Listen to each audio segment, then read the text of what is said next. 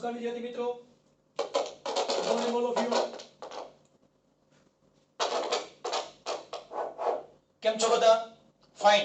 Okay, જોઈએ હવે સૌપ્રથમ ધોરણ 12 ની અંદર આપણે કંઈક થોડાક દાખલા બાકી હતા. જોઈએ ચેપ્ટર નંબર 5 ચુંબકત્વ અને દ્રવ્ય એના સ્વાધ્યાયના દાખલા માત્ર ને માત્ર બે જ દાખલા આપણે કરવાના છે. માત્ર બે જ દાખલા આપણે કરવાના છે સ્વાધ્યાયમાં. પણ યાદ રાખજો, બાકીના દાખલા તમારે એની પ્રિપેરેશન તો કરવાની છે જ, કારણ કે એના એમસીક્યુ આપણે સિલેબસમાંથી નીકળ્યા નથી. હું તમને ગાઈડલાઈન આપીશ હમણાં. પહેલા સાહેબ જોઈ લ્યો સ્વાધ્યાય એક્ઝામ્પલ પહેલું.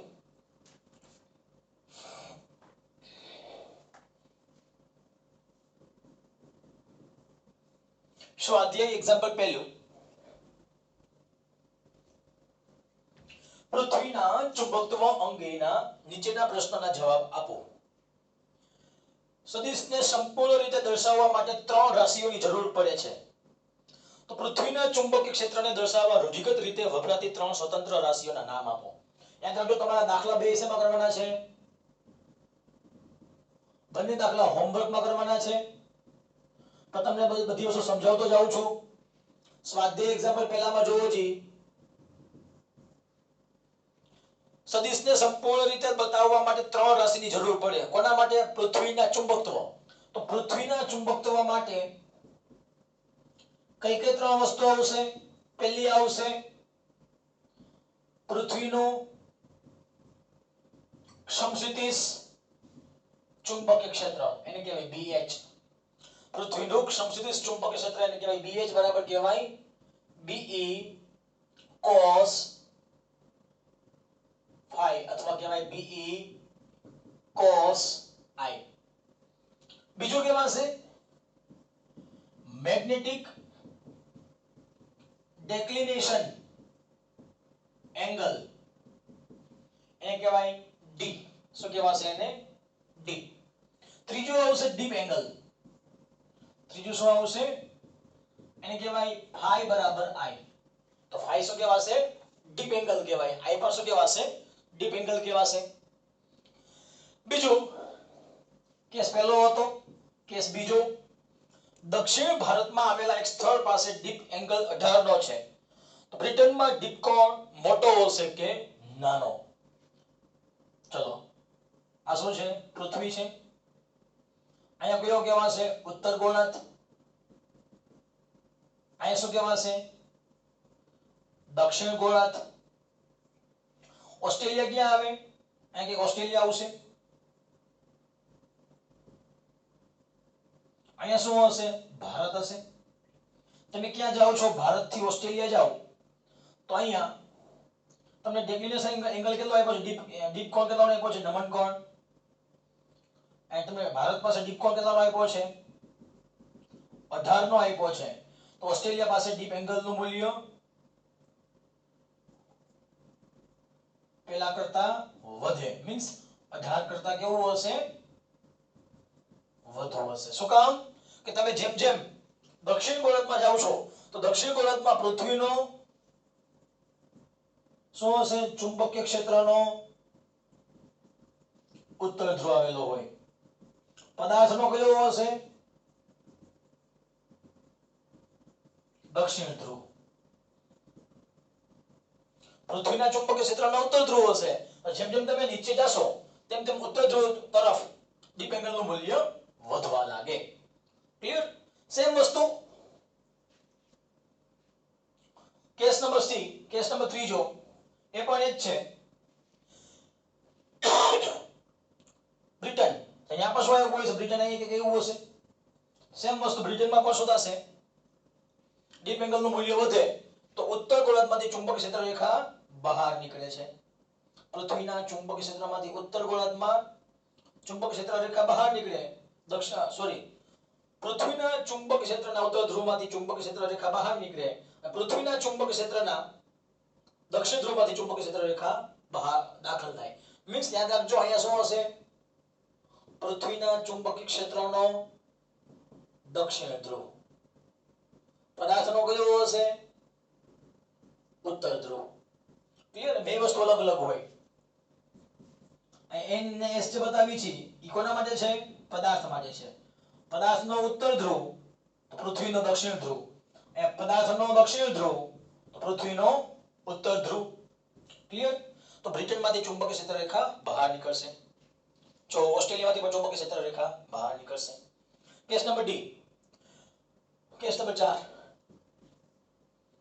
ભૂચુંબકીય ઉત્તર કે દક્ષિણ ધ્રુવ પર જ ઉદ્ધોળ સમતલમાં મુક્ત રીતે ફરી શકતી ચુંબકીય સોય રાખીએ તો તે કઈ દિશામાં રહેશે? ભૂચુંબકીય ઉત્તર કે દક્ષિણ ધ્રુવ પર જ ઉદ્ધોળ સમતલમાં મુક્ત રીતે ફરી શકતી ચુંબકીય સોય રાખીએ તો કઈ દિશામાં રાખશે?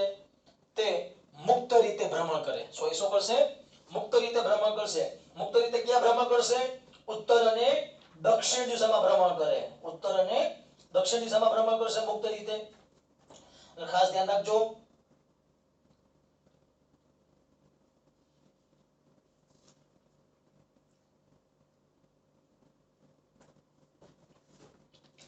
ગરમી પુષ્કળ આવી.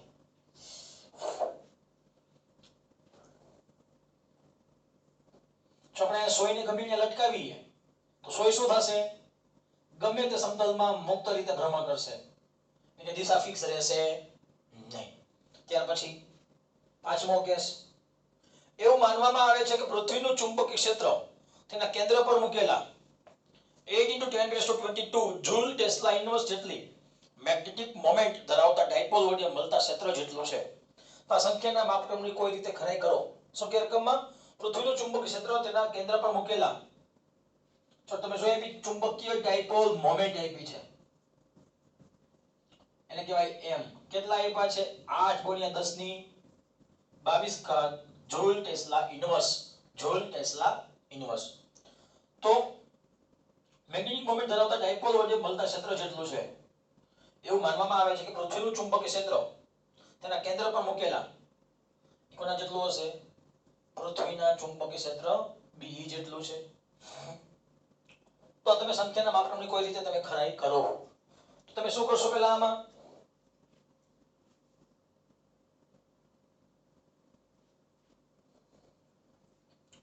આ તો આપણે બી આપ્યો છે. મને શું કીધું છે? મારે ખાલી બી જોઈએ છે. તો શું લખી શકાય?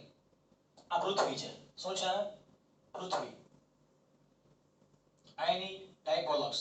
ઉદ્ધ્વ સમતલમાં કીધું છે તો ક્યાં આવશે? વિષુવરેખા પર આવે. એટલે શું કહેવાશે? ઉદ્ધ્વ સમતલ. તમારે ઉદ્ધ્વ સમતલમાં જો મારે ચુંબકીય ક્ષેત્ર જોતું હોય સૂત્ર શું આવશે? ઉદ્ધ્વ સમતલમાં કહેવાય વિષુવરેખા પર ચુંબકીય ક્ષેત્ર, ચુંબકીય ડાયપોલ મોમેન્ટ ને લીધે. સૂત્ર યાદ રાખજો. B બરાબર μ0/4π m/r નો ઘન, જ્યાં પૃથ્વીની ત્રિજ્યા કેટલી હોય? 6400 કિલોમીટર. કિલોમીટર કેમ લખી શકાય? 10⁻³ મીટર. 3 જગ્યા બદલાવો તો 1 2 3 તો 6.4 10⁻6 મીટર. આપણે શું મળી ગઈ? પૃથ્વીની ત્રિજ્યા. મૂકી દઈએ બધી કિંમત. μ0 કહેવાય 4π 10⁻⁻7. એમ કેટલા છે? 8 × 10⁻22 4π. r કેટલા છે? 6.4 10⁻6 આખાનો પાછો ઘન. તો જો કેલ્ક્યુલેશન 4π કેન્સલ. 8 ભાગ્યા 6.4 ભાગ્યા 6.4 ભાગ્યા 6.4 જવાબ કેટલો આવશે? 0.305. 6 તેરી 18 ઉપર આવે તો -18. -18 -7 -25. -25 + 22 એટલે -3. તો લખી શકાય 0.305 10⁻⁻4 ટેસ્લા. આને કહેવાય 0.305 ગૌસ. એક ગૌસ બરાબર કહેવાય 10⁻⁴. ક્લિયર? વસ્તુ યાદ રાખજો. જ્યાં એક ગૌસ બરાબર શું કહેવાશે? 10⁻⁴ ટેસ્લા.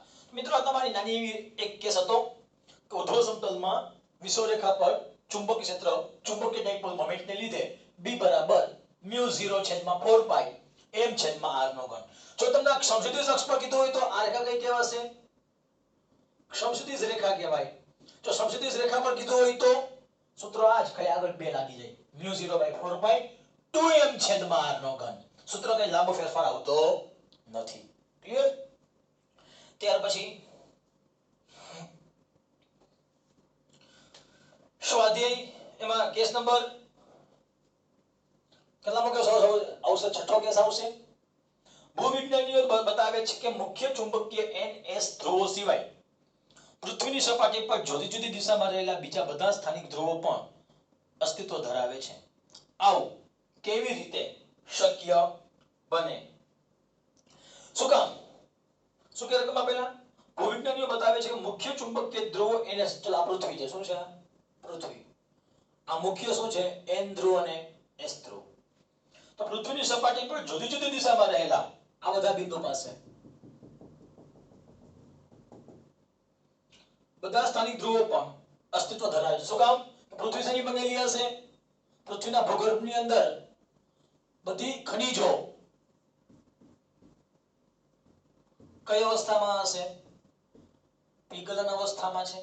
જો બધી ખનિજો પીગલન અવસ્થામાં છે તો એને કોઈ પર્ટિક્યુલર એક દિશા હોતી નથી. જો ખનિજો પીગલન અવસ્થામાં છે તો એને કોઈ પર્ટિક્યુલર એક દિશા ન હોય તો એનો મતલબ એ ખનિજો દ્વારા પૃથ્વીની સપાટી પર જુદા જુદા બિંદુઓ પાસે એ જુદા જુદા ચુંબકીય ધ્રુવો પણ બતાવી શકે. ક્લિયર? ધેટ મીન્સ છોટા વિસ્તાર માટે NS ધ્રુવ અહીંયા જ હોય તો જરૂરી છે નહીં. ત્યાર પછી જો આ વાત થઈ ગઈ સ્વાધ્યાય એક્ઝામ્પલ 1 ની. હવે મને જોઈએ સ્વાધ્યાય એક્ઝામ્પલ 2. મિત્રો તમારે દાખલો બધો હોમવર્કમાં કરવાનો છે. હું તમને ખાલી સમજાવી દઉં છું. શું કામ? કે માત્ર આખો દાખલો થિયરિટિકલ બેઝ ઉપર દાખલો છે.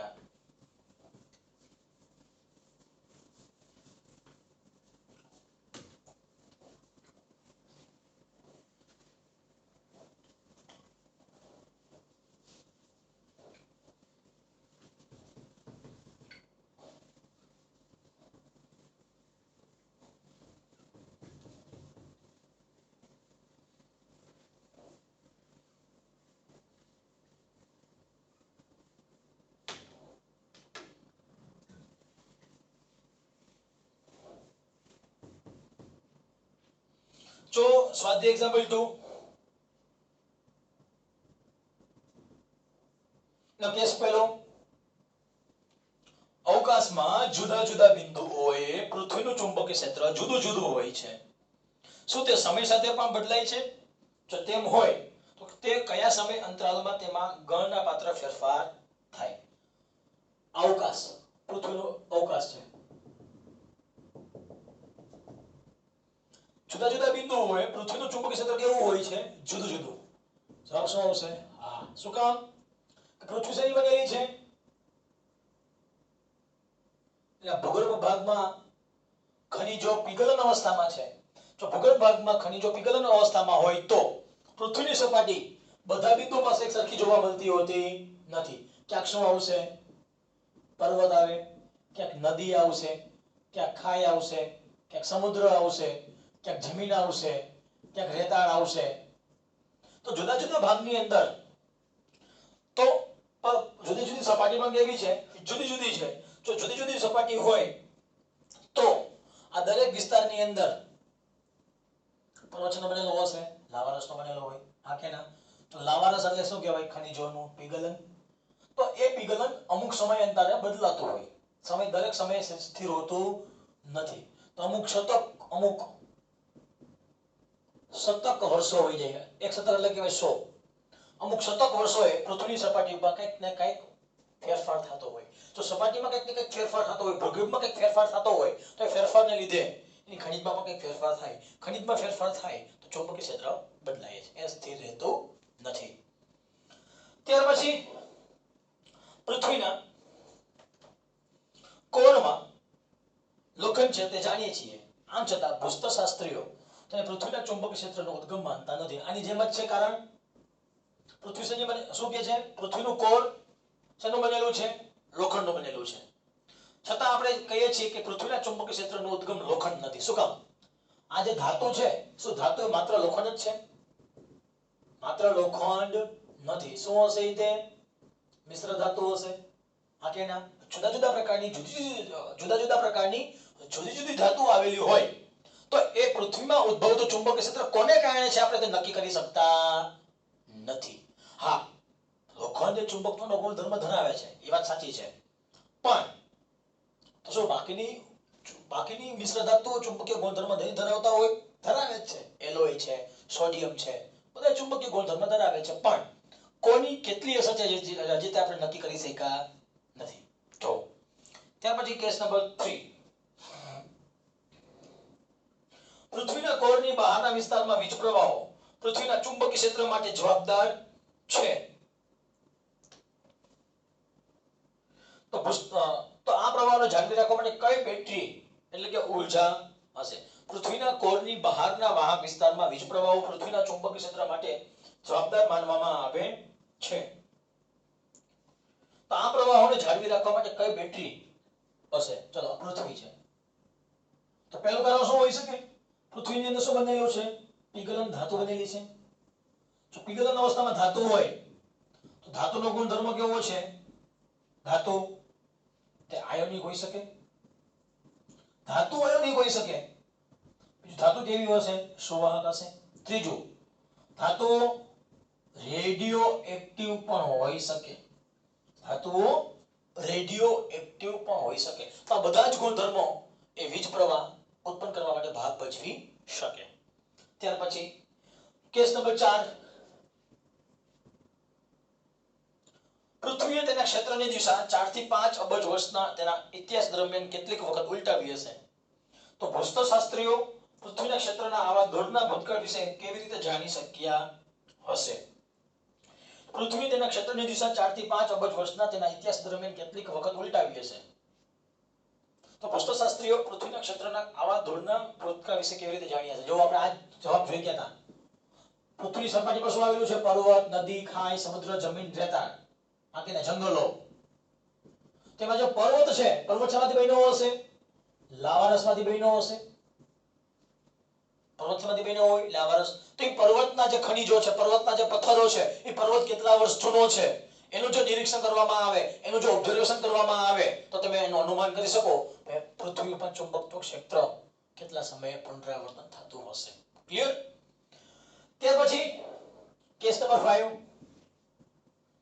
પૃથ્વીનું ચુંબકીય ક્ષેત્ર ઘણા લાંબા અંતરે તે ડાયપોલ આકારથી ઘણું જુદું પડે છે. તો કયા કારણો આ ફેરફારો માટે જવાબદાર છે? તો પૃથ્વીનું ચુંબકીય ક્ષેત્ર ઘણા લાંબા અંતરે, સૂત્ર શું હતું ખરેખર? B બરાબર μ0 I છેદમાં 2 પાઈ r μ0 m છેદમાં 2 પાઈ r નો ઘન, અથવા B બરાબર μ0 2m છેદમાં 2 પાઈ r નો ઘન. આ કોના કારણે હતું? આ વિષુવરેખા રેખા પર. આ ક્યાં હતો? સમક્ષિતિજ રેખા પર. r બદલાશે તો ચુંબકીય ક્ષેત્ર બદલાશે. r બદલાય તો ચુંબકીય ક્ષેત્ર બદલાય. એનો મતલબ જો અંતર બદલાવાથી ચુંબકીય ક્ષેત્ર બદલાતું હોય તો પૃથ્વીના પેટાળની અંદર કયો ભાગ કેટલા અંતરે છે તે આપણને કહી શકાય. બીજી વસ્તુ, પૃથ્વીથી સૂર્યનું અંતર, પૃથ્વીથી ચંદ્રનું અંતર, તો બધા માટે અંતર અલગ અલગ છે. ઉપરાંત પવન, સૂર્ય ઊર્જા, આ બધી જ વસ્તુઓ અંતર પર આધારિત હોવાથી તમે કહી શકો કે ઘણા લાંબા અંતર માટે ચુંબકીય ક્ષેત્ર કેવું પડશે? જુદું પડી શકે છે. લાસ્ટ કેસ, તારાઓ વચ્ચેના અવકાશમાં 10⁻12 ટેસ્લાના ક્રમનું ઘણું નબળું ચુંબકીય ક્ષેત્ર હોય છે. શું આ નબળું ક્ષેત્ર કોઈ અર્થપૂર્ણ પરિણામ આપી શકે? તો તમે કહી શકો ડાયરેક્ટ અહીંયા જ અંતર કેવું છે? ચુંબકીય ક્ષેત્રના અભ્યાસ પ્રમાણમાં છે. અંતર ખૂબ જ વધારે હોય તો ચુંબકીય ક્ષેત્ર કેવું હશે? ખૂબ જ નાનું હોય. ક્લિયર? અંતર વધારે હોય તો ચુંબકીય ક્ષેત્ર કેવું હશે? ખૂબ જ નાનું. તમે આપણે કદાચ જોઈ ગયા હતા સૂત્ર. ચુંબકીય બળને લીધે ઉદ્ભવતું ચુંબકીય ક્ષેત્ર શું હતું? F બરાબર QVB બરાબર mv square by r, v cancel, r બરાબર mv છેદમાં qb છે. r ચુંબકીય ક્ષેત્રના વ્યસ્ત પ્રમાણમાં છે. જો અંતર એ ચુંબકીય ક્ષેત્રના વ્યસ્ત પ્રમાણમાં હોય તો જુદા જુદા અંતર માટે ચુંબકીય ક્ષેત્ર પણ જુદું જુદું હશે. અંતર વધારે હશે તો ચુંબકીય ક્ષેત્ર કેવું હશે? ખૂબ જ ઓછું હશે. ક્લિયર? તો મિત્રો આ વાતચીત થઈ ગઈ સ્વાધ્યાય એક્ઝામ્પલ નંબર 2 ની. પણ મેં તમને પહેલા પણ કીધું આ સૂત્ર આધારિત દાખલા, આપેલ સૂત્ર આધારિત દાખલા તમે બુકમાં જેટલા પણ આપ્યા છે તમારે કરવા પડશે. ઉપરાંત એક સૂત્ર આ યાદ રાખજો, ટોર્ક આધારિત સૂત્ર m ક્રોસ b. કાર્યનું સૂત્ર કયું છે? સ્થિતિ ઊર્જા. સ્થિતિ ઊર્જા કહી શકાય u બરાબર માઈનસ m ડોટ b. જો ક્રોસ કાઢવામાં આવે તો sin થીટા, જો ડોટ કાઢવામાં આવે તો cos થીટા. ક્લિયર? કાર્ય લખી શકાય ડેલ્ટા u બરાબર u2 minus u1, u2 minus u1. તો આપેલ સૂત્ર આધારિત જેટલા પણ દાખલા છે એ દાખલા તમારે ખાસ ધ્યાન રાખવાના છે. બીજી વસ્તુ તમને ભેગા ભેગ કહી દઉં, પૃથ્વીનું વિષુવરેખા પર અથવા કહેવાય ઉર્ધ્વ સમતલમાં ચુંબકીય ક્ષેત્ર કહેવાય BV બરાબર BE sin I અથવા BE sin phi. એક આખું સૂત્ર તમે યાદ રાખજો. સાથે સાથે પૃથ્વીનું સમક્ષિતિજ રેખા પર ચુંબકીય ક્ષેત્ર BH બરાબર BE cos I અથવા તો BE cos phi. ક્લિયર? આ સૂત્ર તમે બંને યાદ રાખજો. જો BV છેદમાં BH કરવામાં આવે તો શું મળશે? આપણને ડીપ એંગલ મળશે phi. હવે આ વાંચી થઈ ગઈ તમારા ચેપ્ટર નંબર 5 ની. ક્લિયર? આપણે આવતા લેક્ચર ની અંદર ચેપ્ટર નંબર 6 ના દાખલા પૂર્ણ કરી આપણો સિલેબસ સંપૂર્ણ જાહેર કરીશું. Okay, thank you very much.